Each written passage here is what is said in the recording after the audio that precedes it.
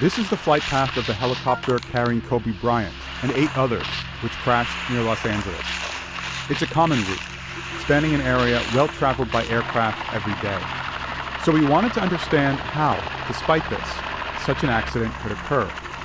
Using a chartered helicopter, flight tracking data, and images from the day, we've retraced the flight path to examine the conditions that may have led to the crash.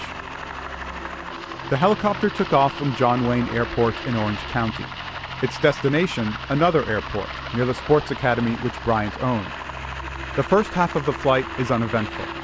The terrain here in the Los Angeles basin is flat. That makes it relatively easy to navigate, even in overcast weather. Bryant himself made the trip routinely. On the day of the crash, the weather in this area is fine. There's 4 miles visibility.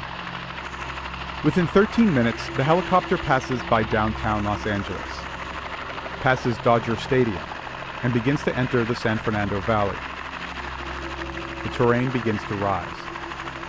That day, air controllers tell Bryant's pilot to stay in a holding pattern over the city of Glendale. Hold outside Burbank Class Charlie airspace. I have an aircraft going around.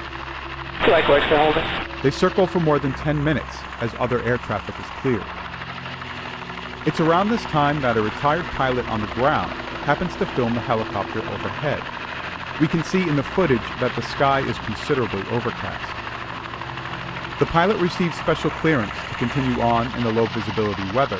Copy that, to maintain special VFR, copter to likewise. And flies into the San Fernando Valley, following the freeway system along the edge of the foothills.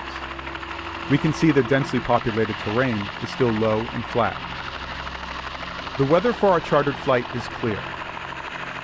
But images from the day of Bryant's flight show that visibility has become extremely limited. One reason? If we pause and pull up, we can see that the Pacific Ocean is just on the other side of these hills. Cold, moist air coming off the water and hitting the mountains can quickly form thick and low cloud cover. With a lower ceiling and higher mountainous terrain, there's now a much smaller path to safely fly. Roughly 3 minutes before the crash, the helicopter begins flying along Highway 101. It's a common route. The highway is a distinct landmark that's easy to follow, and it runs through a low point in the foothills, making it easier for pilots to stay below cloud cover. Bryant's pilot had requested flight following, where controllers track an aircraft to help the pilot during rough conditions. Just before the crash, the ground controller tells the pilot he's too low for tracking. 2 Echo X-ray, you're still too low level for flight following at this time. The pilot radios that he's climbing to avoid the cloud layer. The helicopter quickly gains altitude. At about 2,300 feet, it turns away from Highway 101 and crashes into the side of a hill. The debris field is around 500 feet long. Investigators said that the helicopter may have missed clearing the top of the hill by 20 to 30 feet. They still haven't determined a cause for the crash.